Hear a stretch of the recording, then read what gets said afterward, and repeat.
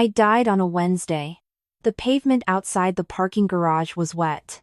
Rain had fallen all afternoon, I remember the smell of it. Petrichor and exhaust fumes and, underneath both, her perfume. Jasmine and white musk. The scent I would spend 2 lifetimes trying to forget. The fall was fast. The darkness after it was not. I had time, in that darkness, to understand everything. Every lie. Every small cruelty I had mistaken for love. Every moment my sister Claire had looked at me with those wide, innocent eyes while plotting something beneath. I played it all back, frame by frame, in the dark. And by the time I opened my eyes blinking into fluorescent hospital light, the thin blanket scratching my chin, I had made a decision. I was 7 years old again. The decision was already made. The first thing I noticed was the smell of the hospital room.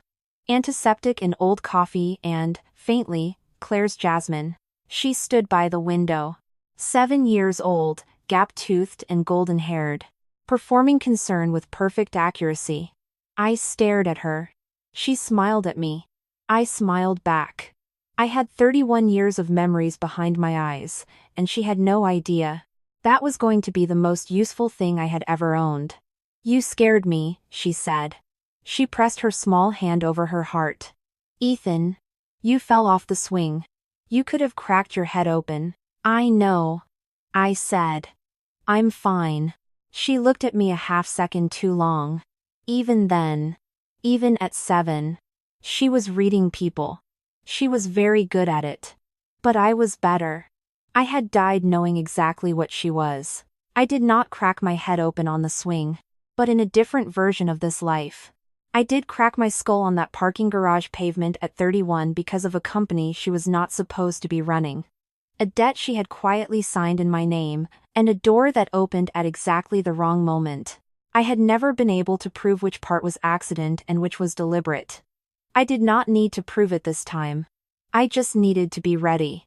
There was one thing I had not understood. Dying on that pavement. One question that had haunted the dark. Who told her about the offshore account? Only 3 people knew. And one of them, I had trusted completely. I kept that question with me like a stone in my pocket, heavy, patient, waiting. I would find the answer. But not yet. Childhood passed the way it does when you are not afraid of it. I watched Claire grow. I watched her learn how to cry on cue, how to position herself as the wronged party, how to make every room feel like it was her room. Our parents adored her. She was charm distilled into a person. I was the quiet one. The patient one. I let that reputation settle around me like a coat. I also spent the years doing what I had not done the first time. I read. I studied contract law on nights our parents thought I was playing video games. I memorized names: the attorney who specialized in corporate fraud, the investigative journalist who had broken 3 financial scandals in our city, the forensic accountant whose number I had found in a bankruptcy filing I was too young to fully understand but old enough to copy down. I built a list. A quiet, private list that I kept in my head and nowhere else. By the time I was 18, I knew exactly what I was building. I just did not tell anyone. Our father's business was a mid-sized construction supply company. Reliable. Unglamorous. When he retired, he looked at Claire and me and said he wanted one of us to take it forward. He was old-fashioned about these things. He looked at Claire first. I stepped back. I let her see me step back. I watched her eyes light up that small, controlled flicker she thought she hid. "I think Claire would be great at it," I said. I kept my voice easy. Warm. "She has the people skills. I'm more comfortable behind the scenes." Our father beamed. Claire beamed. She hugged me. The jasmine perfume pressed close and my jaw tightened, but I smiled into her shoulder. The company had a problem she did not know about yet. I did because I had spent the previous 6 months quietly, carefully documenting it. A supplier our father had used for 15 years was billing for materials never delivered. Small amounts. Regular. Over time, it added up to just under $200,000. The kind of thing an audit would find. The kind of thing that, if improperly handled, could expose the new owner to serious liability. Claire took the keys to the company on a Tuesday morning. She wore a cream blazer and a smile like a sunrise. She shook our father's hand. She did not look at me. I made one phone call that afternoon. Just one. To the forensic accountant. His name was Marcus Webb, and he had cold, efficient eyes and no interest in being thanked for anything. I had met him twice, professionally, at events I had attended with false business cards and a very good memory. He remembered me. I need 30 days, he said. And a retainer. I wired it before the end of the day. The contract expires in 90 days, I thought. That was how long it would take the supplier situation to surface as a formal liability if Claire did not catch it, which she would not, because she was looking at the profit columns and the growth opportunities and not at a 15-year-old supplier relationship that had been quietly bleeding the company for 3 years. 90 days before the first external audit flag. 90 days before the questions started arriving that she would not know how to answer. I had 89 days to be completely invisible. I rented a small apartment on the east side of the city. 3rd floor, facing a courtyard with a dying lemon tree. The floors were uneven and the radiator clanked at night. I loved it. I bought groceries and cooked simple things and slept 8 hours for the first time in what felt like a previous lifetime, which was accurate. The air in that apartment smelled like old wood and coffee grounds and once, memorably, the cinnamon from the bakery 1 floor below. It smelled like nothing that had ever hurt me. I took a job at a structural engineering firm. I was competent. I was helpful. I did not tell anyone about the construction supply company or the sister who now ran it. My colleagues were a mix of bored and dedicated, and I liked them in the way you like people who are exactly who they appear to be. My supervisor, a woman named Ruth, had calloused hands and a direct manner, and she never once tried to read the room to find an advantage. I trusted her within a week. Claire, meanwhile, was doing what I expected. She was making the company look impressive from the outside. New website. New letterhead. A press release about new leadership and fresh vision that our father forwarded to me with 3 exclamation points. I read it twice. I filed it. She also fired 4 long-term employees in the first month. I had not anticipated that. Exactly, I had anticipated some version of it, and the anger it produced in me was brief and useful and then gone. I was not here to feel things. I was here to execute. Marcus Webb sent me his first report on day 22. I read it in the parking lot of the engineering firm, in my car, with the heat on and rain against the windows. The numbers were worse than I remembered. The supplier, a man named Gerald Foote, operating through 3 shell entities, had skimmed closer to 340,000, not 200. More importantly, Marcus had found a second thread. A contract Claire had already signed. 5 weeks into her tenure. With a logistics company that shared a registered address with one of Foote's shells. She had not done due diligence. She had signed because someone had told her it was a good deal, and that someone was almost certainly Foote, who had had 15 years to build trust inside the company and was not going to give up the arrangement just because a new owner walked through the door. This meant Claire was not just inheriting a fraud. She was actively extending it. I sat in the rain for a long time. The windshield fogged slowly from the inside. I thought about what it meant. It meant the liability was going to be much larger than a simple audit flag. It meant that when the structure collapsed, it was going to collapse on Claire in a way she could not manage or charm her way out of. I had built this trap expecting a smaller weight. The weight had doubled on its own. I was almost moved to pity. Almost. The jasmine perfume. The parking garage pavement. The wet concrete and the sound of rain, and underneath it, before the dark, the very last thing I had heard, her voice on the phone she did not know I could hear, telling someone that the account was empty now. That everything was in place. That the door would be unlocked at 6:15. The pity did not last. I called Marcus Webb. Keep going, I said. Document everything. I want the logistics company as well. That's going to take more time. I have time, I said. And I did. In a way neither of us fully understood. I want to tell you about the day Claire called me. It was week 6. I was eating toast over the sink. The bread was sourdough from the bakery downstairs, still warm, and it smelled like something safe when my phone lit up with her name. I let it ring 4 times. I answered. Ethan, she said. She used the voice that meant she wanted something. Warm and slightly rushed, like she was doing me a favor by calling. I've been thinking about you. Are you settling in okay? I'm great, I said. How's the company? Amazing. It's been such a learning curve, but I feel like I'm really coming into my own. A pause. Dad was right to do this. I think it suits me. I think so too, I said. I meant something different than she thought. She laughed. Light. Practiced. I actually am calling because there's an industry dinner next month. Dad asked if you'd come. As family support, you know. It might be a little awkward otherwise. I'll be there, I said.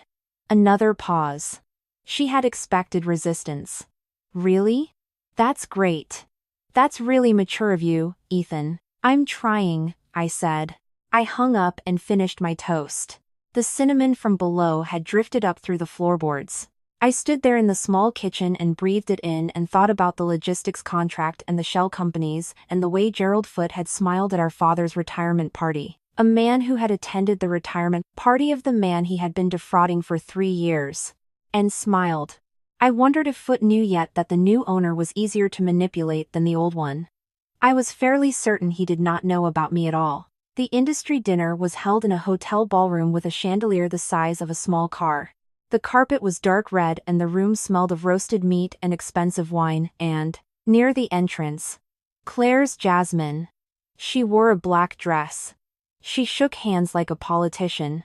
She introduced me to people as my brother, the engineer, with a warmth that was so complete I could almost admire the craftsmanship. I smiled. I shook hands. I memorized faces. There was a man in a gray suit at the bar who watched us for 40 minutes without ever approaching. I clocked him at minute 3.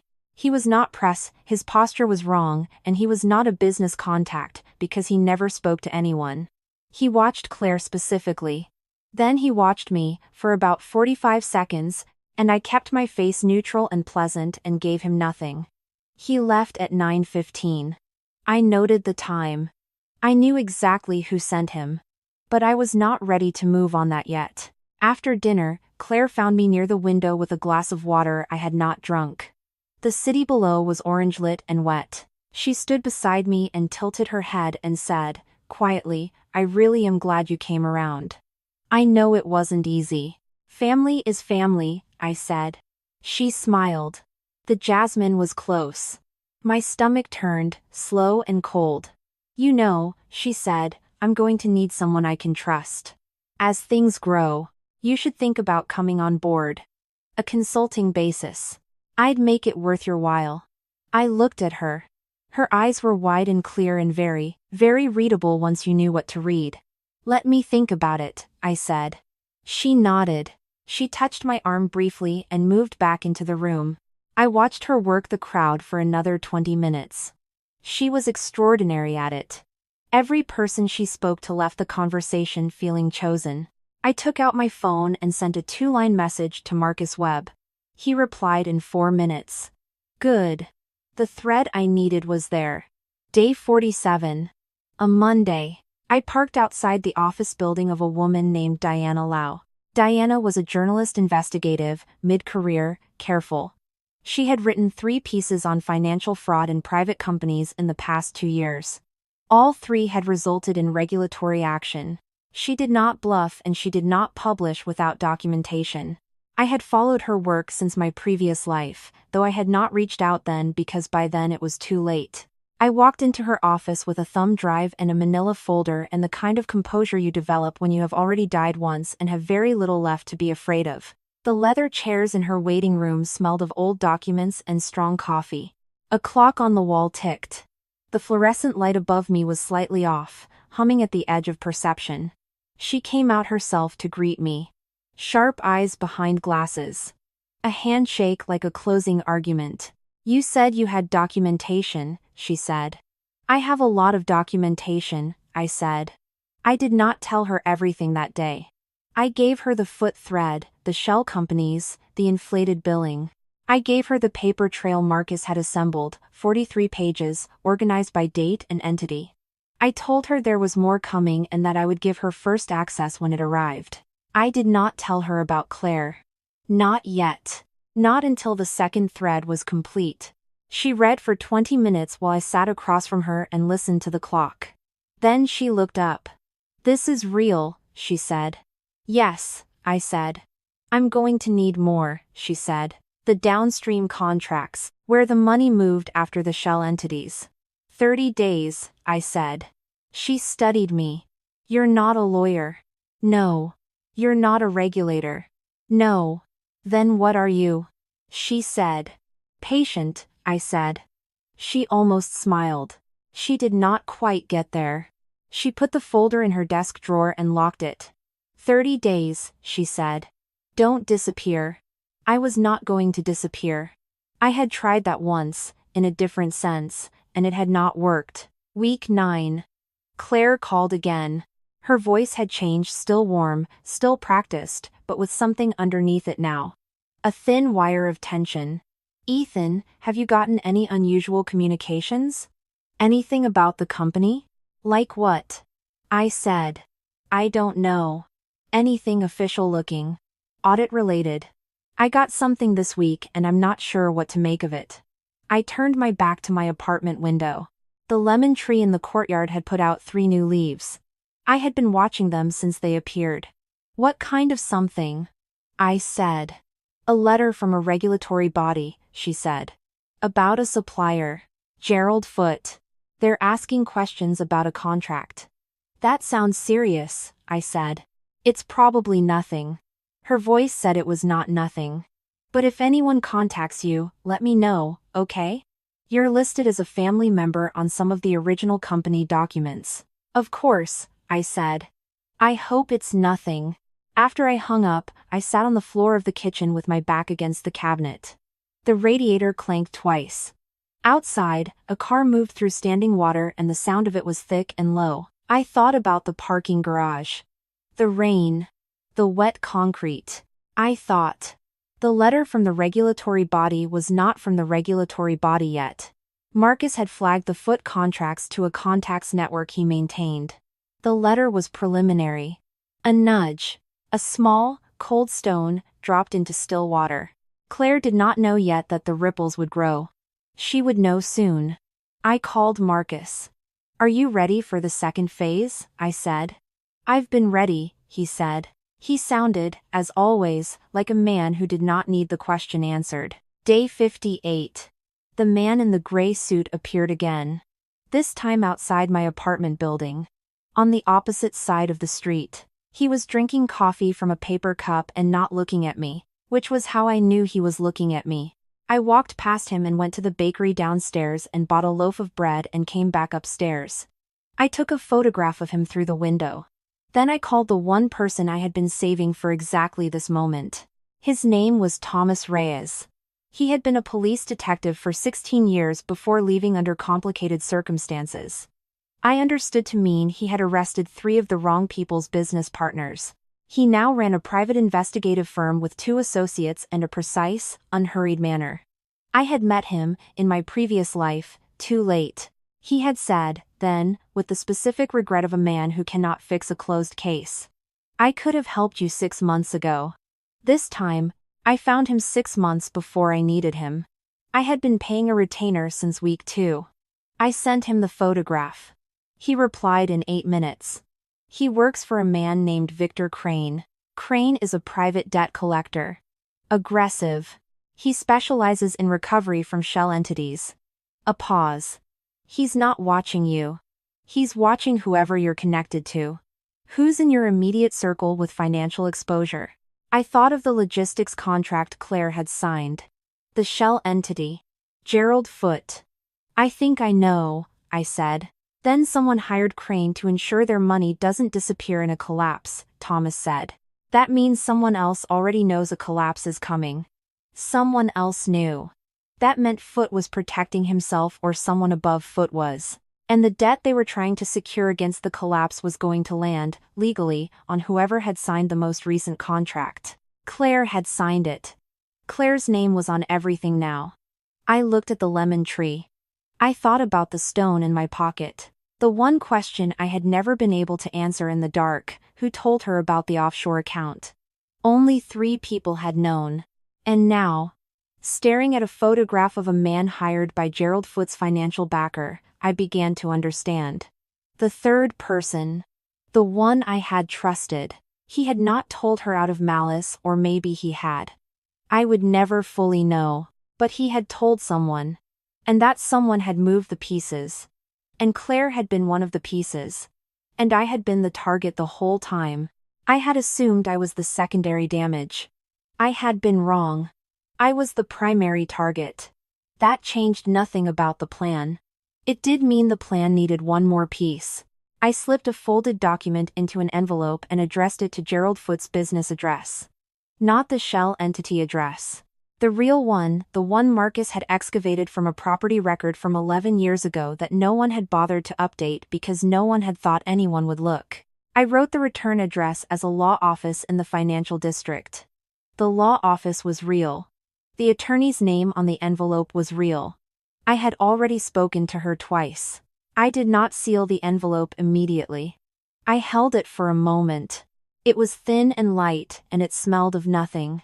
She would find out what was inside soon enough, I said, to no one, in my small kitchen. Then I sealed it and put it in my coat pocket. Claire called me 5 days later. The wire in her voice had become a live current. "Ethan, I need to talk to you. In person." "Of course," I said. "Where?" She named a cafe. Neutral territory, which meant she was scared. I arrived first. I ordered coffee. The cafe smelled of steamed milk and something floral, a woman at the next table wearing perfume, and I identified it immediately as not jasmine, and felt my shoulders drop 2 centimeters. Claire arrived in a rush of cold air and very controlled panic.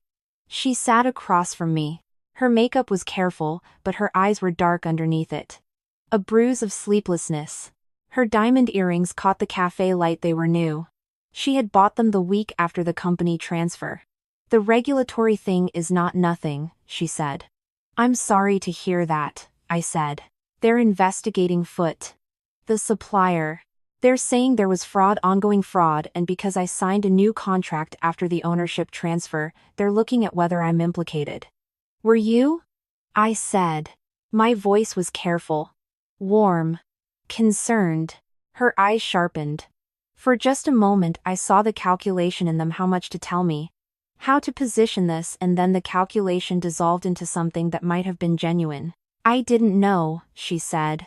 "I swear to you. Someone recommended him. I thought it was a reputable firm." "Who recommended him?" I said. She looked at her coffee. "A contact. Someone I met at a business event. He said Foote's company was a proven supplier. Gerald Foote's associate, almost certainly. Who had been at a business event.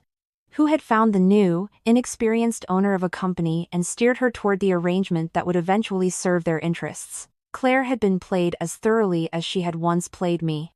The symmetry of it was, I admit, genuinely interesting. "You should get a lawyer," I said. Immediately. "I have one. She's expensive. Ethan. I might need to ask Dad for help." "Claire," I said. I set down my cup. The ceramic was cool under my fingers. "Don't involve Dad in this." She looked at me. Something moved in her expression. "Why not?" "Because if the investigation deepens, his assets could be at risk too. You need to keep this contained." She stared at me for a long moment. "You know more than you're saying." "I know you should protect Dad," I said. "That's all." That was not all. But it was enough for now. She left the cafe ahead of me. I watched her through the window, the cream coat, the dark earrings, the walk of a person who is used to forward motion suddenly navigating uncertain ground. She moved differently than she had at the industry dinner. Tighter. More careful. I finished my coffee. Outside, a bus moved through a puddle and the sound of it was low and heavy. I thought about the envelope I had sent to Foote. I thought about the attorney on the return address, Vanessa Park, sharp and methodical and with no interest in losing. I had given her the full picture 2 weeks ago. The billing fraud. The shell entities. The logistics contract.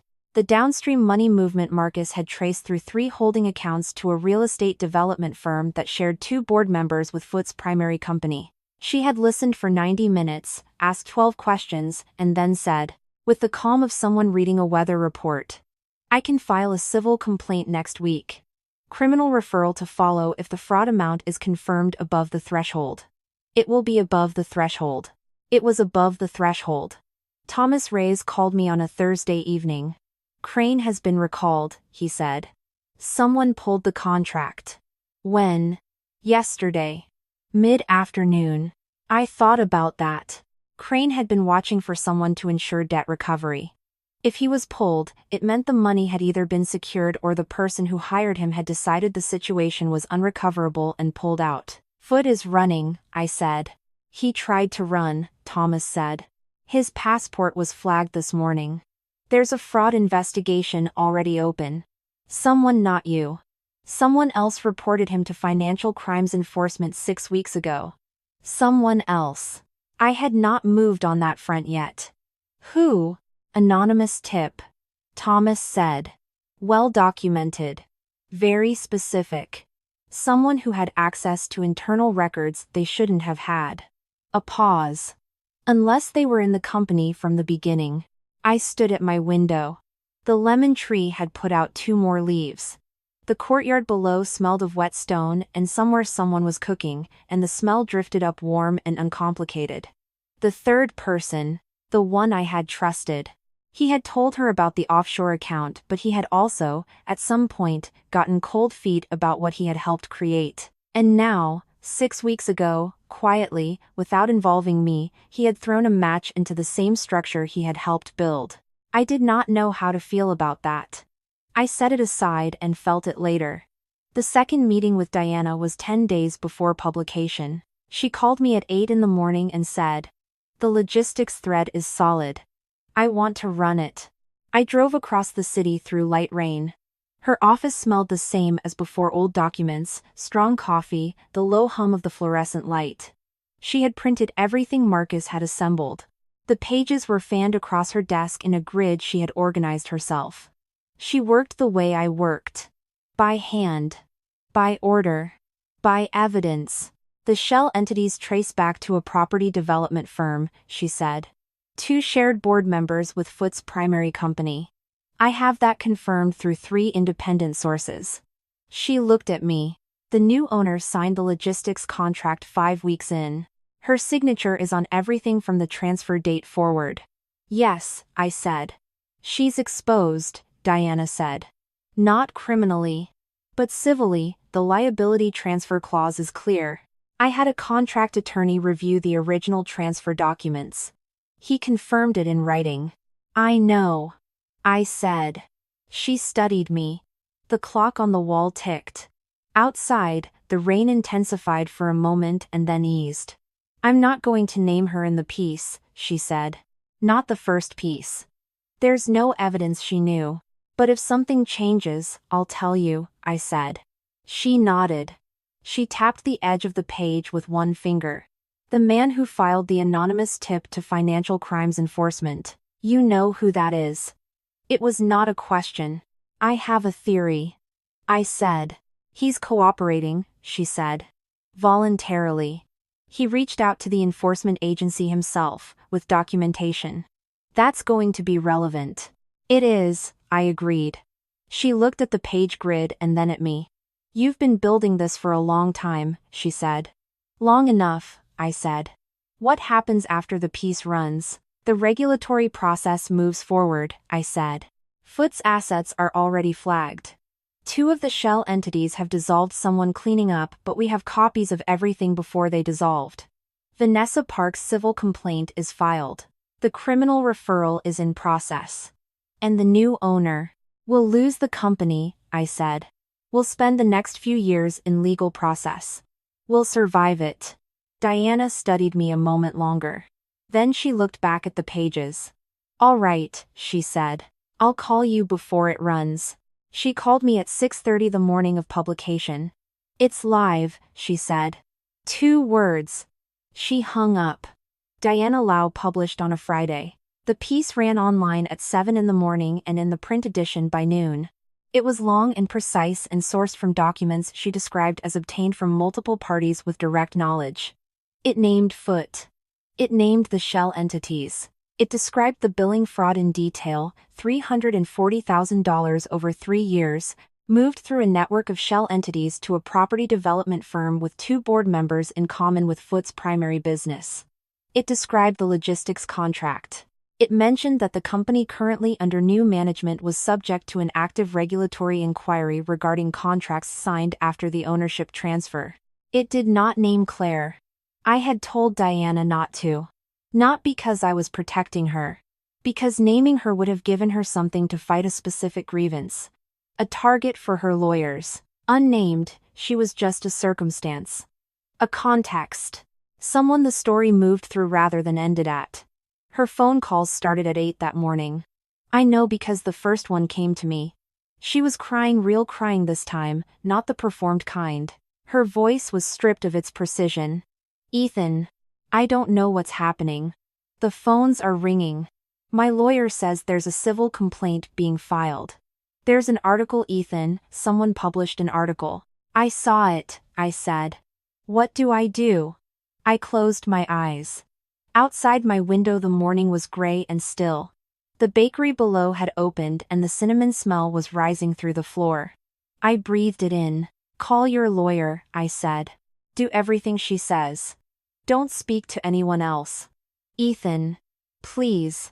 Can you come? I need someone who isn't paid to be here. The Jasmine, that morning, was not present. She was wearing no perfume at all. I could tell from the blankness of her voice, the absence of anything calculated. She was genuinely afraid.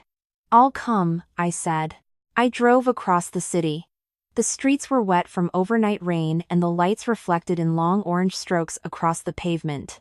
I parked outside her building, the modern one with the glass lobby and the concierge, bought 6 weeks into her tenure with a deposit that Marcus had traced back to a business account that no longer existed. I sat in the car for a moment. The engine ticked, cooling. I thought about the parking garage. The unlocked door. The wet concrete. And one other thing, a small thing, a seed I had planted in the first month and had not thought about since, not consciously, the way you do not think about the things you are most certain of. I had sent a single email, in week 3, to a compliance officer at the city's business registry. A query. A question about transfer of liability protocols. Worded carefully. Citing a hypothetical scenario that was, in every particular, not hypothetical at all. The response had taken 11 days. It had confirmed what I needed confirmed. Claire had signed everything. She had taken everything. And under the terms of the ownership transfer which our father's original attorney had drafted in a way that neither of them had read carefully enough, every liability incurred by the company in the 12 months following transfer was the sole responsibility of the new owner. I went upstairs. Her apartment smelled of stale coffee and something floral that was wrong, not her usual jasmine, something cheaper, a candle she had lit and then left to burn. She met me at the door in clothes she had slept in. Her hair was down. The earrings were not there. Her eyes were red-rimmed and the mascara from yesterday was still on her lower lashes. Thank you for coming, she said. Of course, I said. Her living room was beautiful and impersonal, the kind of space designed to impress rather than inhabit. The furniture was sharp-edged and expensive. On the coffee table. Her phone, 3 printed documents, a coffee cup. I sat in the chair across from her. She sat on the couch and pulled her feet up and wrapped her arms around her knees, and for a moment, she looked exactly like the 7-year-old she had been when I woke up in the hospital, gap-toothed, golden-haired, performing something. This time, I thought. The performance is real. The emotion is real. That is not the same as the person being real. Tell me what you know, I said. All of it. From the beginning. She talked for 40 minutes. She told me about the contact who had recommended Foot. She told me about the logistics contract she had signed it in week 3, rushed, because she was trying to show progress. She told me about a second conversation with Foot himself, over dinner, where he had described the company as perfectly positioned for expansion, and she had believed him because he had believed it himself, or appeared to. She told me that 6 weeks ago she had received a letter not from Marcus Webb's contacts, not from Vanessa Park, a different letter from an anonymous sender, consisting of one page of financial records with the words "You have been set up" written at the top in red pen. I kept my face careful. She had set the letter aside. She had told herself it was a disgruntled employee. She had not shown it to her lawyer because she was afraid of what it meant. She had told no one. "Do you still have it?" I said. She went to a drawer and came back with the letter. She set it in front of me. The red pen handwriting was methodical. Compressed. I recognized it. Not because I had seen it before in this life, but because I had seen the thinking behind it. The third person. He had sent this. Not to protect her. To warn her too late. And too vague to be useful, but the impulse had been genuine. "This is important," I said. "What does it mean?" "It means someone knew what Foot was doing and tried to tell you," I said. I folded the letter and put it in my coat pocket. She watched me do it and said nothing. "It's evidence. Your lawyer needs to see it. Ethan." She looked at me. Her voice had gone quiet and very direct. The performance, for just a moment, dropped completely. "Did you know?" The apartment was still. The candle had burned down. Somewhere in the building a door closed and the sound traveled faintly through the walls. "Did I know what?" I said. "Any of this?" Her eyes were steady. Tired and steady. "You knew about Foot's supplier issues. You had to. You spent months in that company before Dad retired. You would have seen the billing. You would have known." "I suspected something," I said. "I didn't have proof." "But you suspected." She said it quietly. "And you stepped back. You let me take it." "I thought you'd want it," I said. She stared at me. The weight of what she was calculating moved visibly across her face. She was deciding how angry to be. How afraid. Whether the anger was more useful than the fear or the other way around. I watched her make the calculation and I felt nothing particular except a clean, cold clarity. She chose the anger. "You let me walk into this," she said. Her voice rose. "You knew there was something wrong and you didn't say anything. You let me have it. Like a gift. And the whole time." "The whole time, what?" I said. "The whole time you were protecting yourself." The anger had reached its peak and was already cooling into something more brittle. "You're still protecting yourself. The company is in my name. The contracts are in my name. Whatever comes next is in your name," I said. "Yes." She looked at me for a long time. Then she picked up her coffee cup, found it empty, set it back down. The diamond earrings were not there. The jasmine was not there. The chandelier at the industry dinner was not there. There was just a woman in yesterday's clothes on an expensive couch in an apartment that smelled of a burned-down candle and very old decisions. "You planned this," she said. It was not a question. "Claire," I said. I stood up. I put my hands in my coat pockets. The letter from the third person was there, and underneath it, something else, something I had carried for 72 days without mentioning to anyone. A folded photograph. 2 people at a restaurant, taken with a telephoto lens by Thomas Reyes 4 weeks ago. The third person sitting across from Gerald Foote. Not recently, this was 18 months ago, before the ownership transfer, before anything. Before I had woken up in the hospital at 7 years old with a list forming in my head. Before all of it. "The offshore account," I said. "In my other life. Someone told you about it." She went very still. "I couldn't figure out who for a long time," I said. "But it was him. Wasn't it? And he told Foote. And Foote had been planning the transition for 2 years before Dad retired. I want to be fair to you, you were also being used. You thought you were getting something for free. You didn't know you were being pointed at the company like a key." "What other life?" she said. Her voice was almost inaudible. "It's a figure of speech," I said. She was trembling. Slightly, at the jaw and hands. The way a person does when they are understanding something they cannot fully accommodate. "Who is him?" she said. "Someone who sent you a letter 6 weeks ago in red pen," I said. who, it turns out, got to the edge of what he had helped build and didn't like what he saw. He reported Foot to Financial Crimes Enforcement. He was trying to get ahead of it. He was too late, or maybe he was always going to be too late. I'm not sure it matters now. I set the photograph on the coffee table. She looked at it. The blood left her face the way water empties from a glass complete. Quick. How long have you had this? She said. Long enough, I said. You could have stopped this, she said. Weeks ago. You could have shown me this, and I could have. What? I said. What would you have done? She did not answer. Because we both knew. She would have managed it. She would have maneuvered. She would have found a way to extract herself and leave the weight somewhere else. She was very good at that. She had been doing it her whole life. Your lawyer has everything she needs, I said. Vanessa Park is very good. The regulatory investigation is focused on Foot and his associates. You were a vehicle, not a principal that's defensible. It will be difficult and expensive, and your name will be in documents for years. But you're not going to prison, Claire. She let out a breath. That's the good news. The company is finished, I said. The liability transfer clause means you're personally responsible for the losses during your tenure. You'll need to liquidate. Dad will understand eventually. Though it will take time. She looked at the photograph. She looked at me. And you, she said. What do you get? I got to tell you the truth, I said. Finally. The truth about what? She said. Her voice was very small. About who I am, I said. I'm not the quiet one.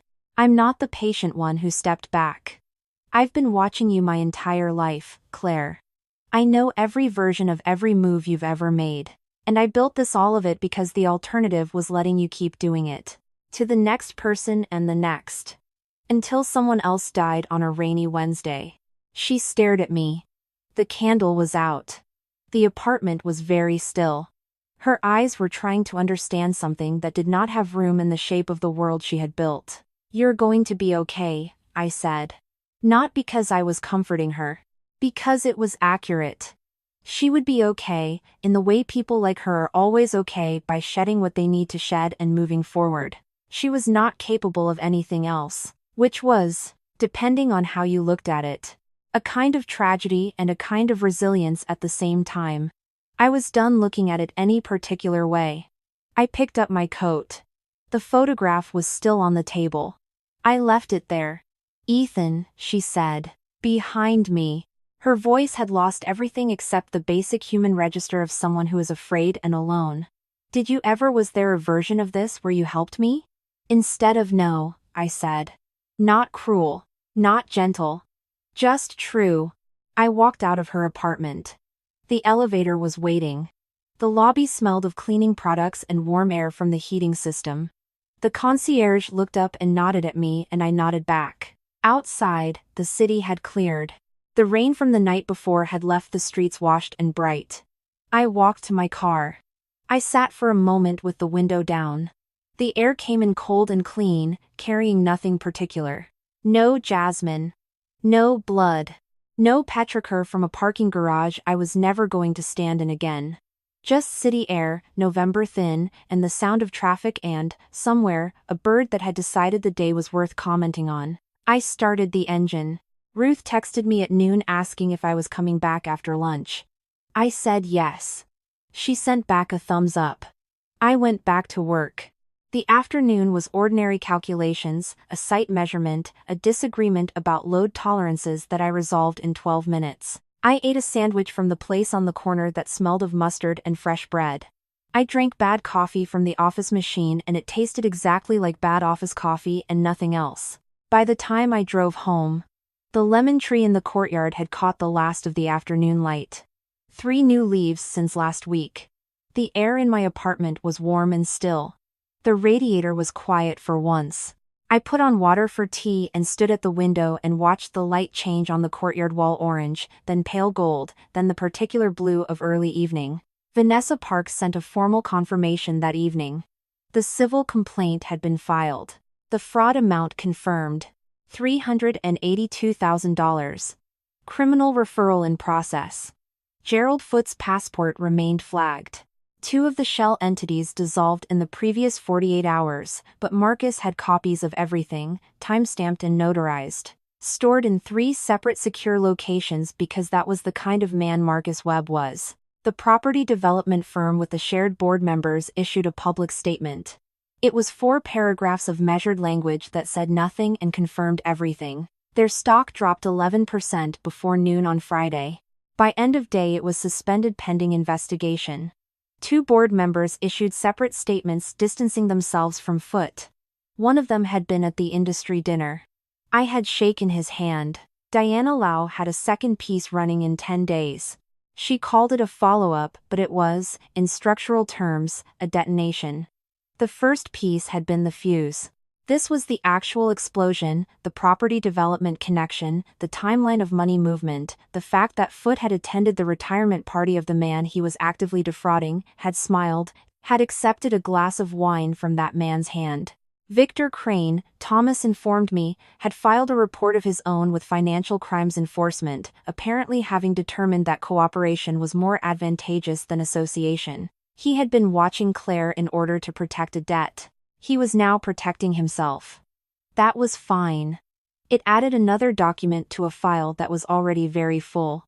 The third person I had still not decided what to call him in my own mind, because every word I had for him was either too forgiving or too cruel, had agreed to provide a voluntary statement to Financial Crimes Enforcement. This was the most useful thing he had done and also the last thing I expected. I thought about forgiving him. I decided to table that. I thought about the question Claire had asked. Was there a version where I helped her instead? I let myself sit with it for longer than I needed to. The honest answer was, not after I woke up in the hospital and remembered the pavement and the rain and the door that had been unlocked at 6:15. Maybe before that, in a life I no longer had, I might have been the kind of person who tried. But that person had already made that choice, and it had ended on wet concrete. And what I had been given the second chance, the reset, the cruel generosity of getting to do it again with knowledge was not a gift for being kinder. It was a gift for being smarter. I had been smarter.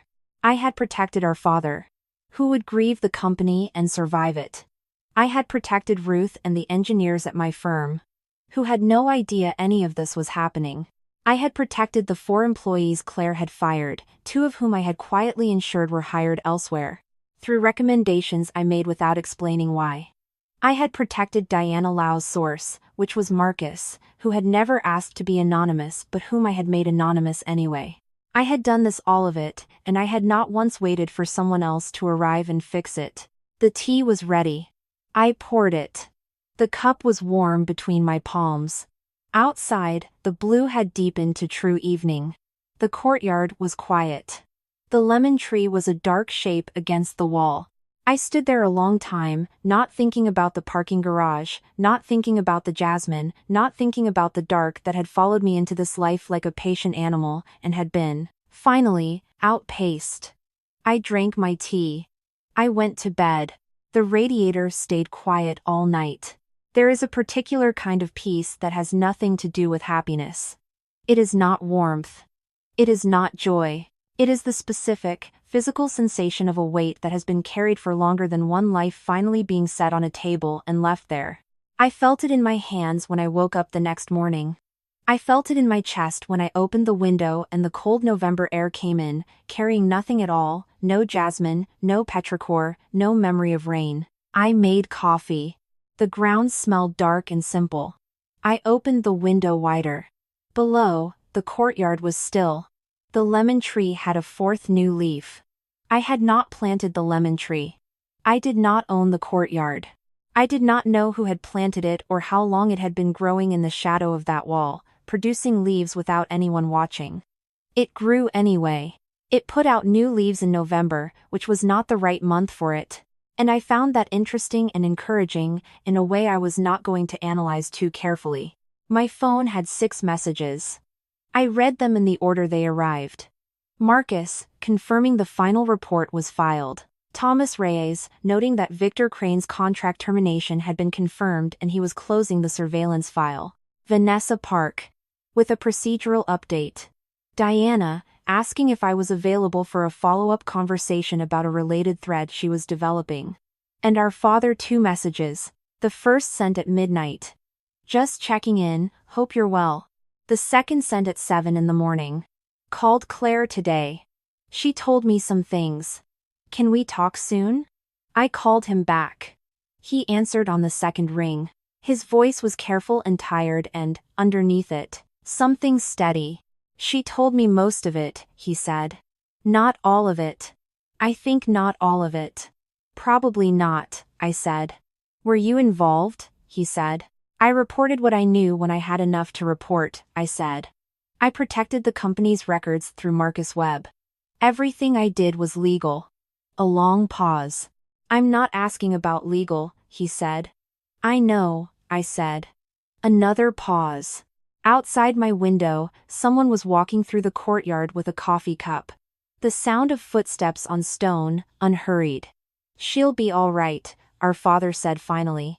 She's resilient. She is, I said. And the company. His voice changed. Not breaking, our father did not break, but settling, the way old wood settles. I built that for 28 years. I know, I said. I should have looked more carefully, he said. At foot. At a lot of things. It wasn't your fault, I said. Ethan. His voice was quiet and specific. I'm 70 years old.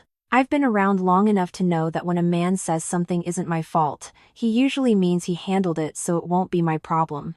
I did not answer. Thank you, he said. I think. I'm not sure yet. That's fair, I said. We talked for 20 more minutes about ordinary things: his garden, the winter, whether I was eating. When I hung up, the courtyard below was empty, and the morning had gone fully bright, the kind of clear, cold November light that makes everything look clean and a little preliminary, like the beginning of something that has not been named yet. I put on my coat and went downstairs. The bakery was open. The woman behind the counter, Maria, 60-something, who had never once asked me why I looked at the lemon tree in the courtyard for as long as I did, handed me my usual order before I asked. The bread was warm. The cinnamon was present. I paid and said thank you and walked out into the morning. I stood on the pavement with the bread warm in my hands. The street was ordinary. The people moving through it were ordinary. A woman with a stroller. A man arguing cheerfully with someone on the phone. A delivery truck double parked. The driver unloading boxes with practiced efficiency and zero particular feeling about it. I thought about the comments Claire had asked for the audience. The question she would have delivered at the end of any story about herself. Did you understand me? Did you sympathize? Were you on my side? I was not on her side. I was also not her enemy anymore. I had been her enemy precisely as long as I needed to be. And now I was just a person standing on a pavement in November with warm bread and a lemon tree behind me putting out leaves in the wrong season. If you were in my position, if you woke up one morning with the full weight of what someone had done to you, and the chance to do it over, would you have done differently? Would you have warned her? Saved her? Found some version of mercy that I could not locate in myself? Tell me in the comments. Tell me where you are watching from. I want to know if I am the only one who chose this. I suspect I am not. I walked back upstairs. I ate breakfast. The radiator stayed quiet. The light moved slowly across the floor. Outside, the lemon tree stood in the courtyard. Patient and unglamorous. Putting out leaves because that is what it knew how to do.